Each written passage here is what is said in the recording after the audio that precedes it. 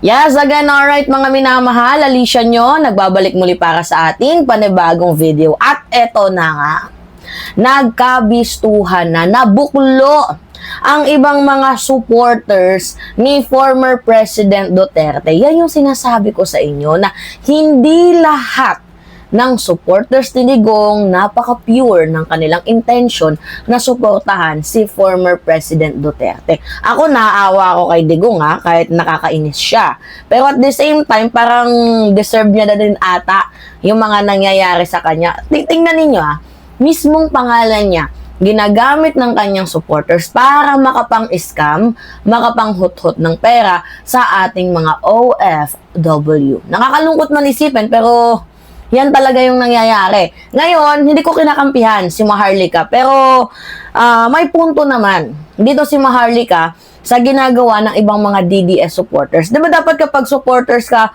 suportahan mo. Hindi yung gagawin mong hanap buhay ang pagsuporta mo kay former President Duterte. 'Di ba? O, tingnan ninyo, ni-reveal ni Maharlika na madaming scammer. Oo.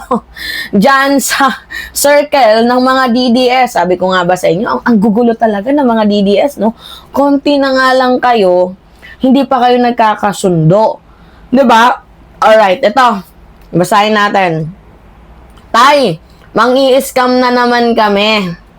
Hindi ka namin mapapalaya sa signature campaign na ito, pero kailangan lang namin gamitin mo alpot na alapapon ang belot. So, ganito. Yung keyword niya dyan is si Alpotera. Oo. Kilala nyo naman si Alpotera, no? Yung nurse ni former President Duterte na naging Kavetsky ni Kadigungan nung nandito pa siya sa bansang Pilipinas at close friends ni Vice President Sara Duterte. Okay, maganda naman yung layunin ni Alpotera na suportahan si Digong. Kaya nga lang, ginagamit niya si Digong as an opportunity para kumita din daw di umano ng pera. Totoo nga naman, hindi niyo mapapalaya si former President Duterte sa pamamagitan ng signature campaign na yan. Diba, Alpotera? Kasi ganito, si Alpotera talaga, may na-judge something. Can you imagine, binibigyan na siya ng pera ni small boy. Lahat-lahat. Kasi si Alpotera yung di ba, kung baga ito yung mastermind, si Alpotera yung galamay. Tapos si Alpotera, inuutusan niya yung mga vloggers. Ganon yung nangyayari. Di ba? Pyramiding. Kunyari ako yung mastermind. Papaganahin kita, babayaran kita ng malaki. Tapos bayaran mo yung pwedeng sumira sa reputasyon ni President Bongbong Marcos. Alam niyo naman na itong si small boy ay namamangka sa dalawang ilog. So, maka-BBM at the same time, maka-Duterte. So, harap-harapan nilang pinapakita ang pagsuporta nila kay President Bongbong Marcos at dito nga po kay First Lady Liza Araneta Marcos. Pero pag nakatalikod, grabe naman kung manaksak. Tapos ang ginagawa nila, dito naman sa Duterte camp, kaaway kuno nila, pero ang ginagawa nila, binibigyan nila ng pondo. Ngayon, sino ba yung kanilang galamay doon, which is itong si Alpotera. So, binibigyan nila ng pera si Alpotera para bayaran yung mga vloggers. Kaya nga, pansinin ninyo, di ba, parang buwan-buwan, naka-biz class ang mga vloggers na pumupunta dyan sa The Hague, the Netherlands.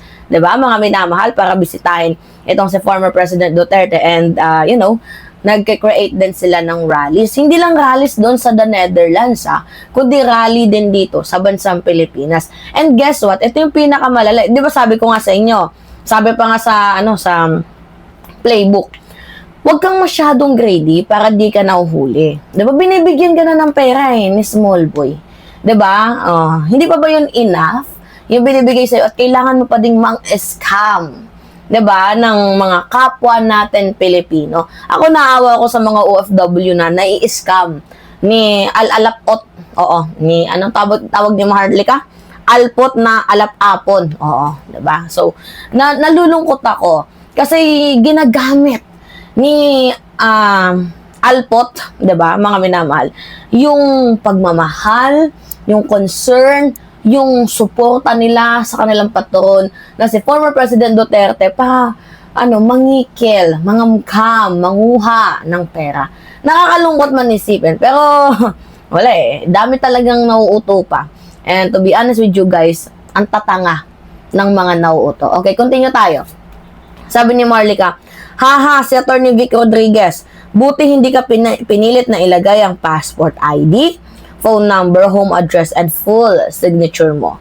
Para sa OFW, huwag magpabudol. Huwag niyong ibigay ang passport, home address, phone number, and full signature niyo. Love ya. So, this point, tumama si Maharlika. Kasi 'di ba, ayaw ko, 'di ba, syempre ayaw din natin mangyari 'yan. Kunyari, kung si PBBM man sinusuportahan natin tapos ginagamit yung kanya pangalan para mang-scam. So, hindi natin papayagan 'yan. Well, bahala na sila, choice nila 'yun kung magpapa-scam sila or hindi. Pero ito lang yung punto ko. Hindi talaga lahat ng nasa circle ng DDS ay pure ang intention nila para suportahan si Digong. Maybe they are using former President Duterte to gain fame, to gain likes, shares, followers, subscribers, diba? And also, yung pinakamahalaga dyan and pinaka-worst part, yung pera. Diba? So, ninanakawan na nga kayo ng anak ni former President Duterte, tapos bubudulin pa kayo ng mga supporters. Hindi nyo ba naiisip yung sarili ninyo, yung bayan, yung kapakanan ninyo? Diba? Diyan pa din ba kayo susuporta? Diba? Mga minamahal. At kilala nyo naman kung sino yung mga scammer dyan. Masyado lang talaga kayong nafe-fed ng tawag dito, ng fanaticism ninyo. Kasi fantasy, ang iba kasi fantasy nila, itong si Alpot, oo, kasi si Alpot, beauty, oo. Fantasy nila si Akla. So, ngayon, mga minamahal, dahil fantasy nila si Akla, ito, nagbibigay yung ibang mga lalaki ng pera, donation, diba? So, anyway, wala tayong magagawa. O kung si Vic Rodriguez ay magpa-scam. Pero totoo, hindi mapapalaya si former President Duterte ng signature campaign na ginagawa ninyo. At yan ay utos lang din naman ni Small Boy. Alam natin yan. Utos lang yan ni Small Boy. Si Small Boy po, yung nagtatago. Oo, para-paras lang sila, nagtatago.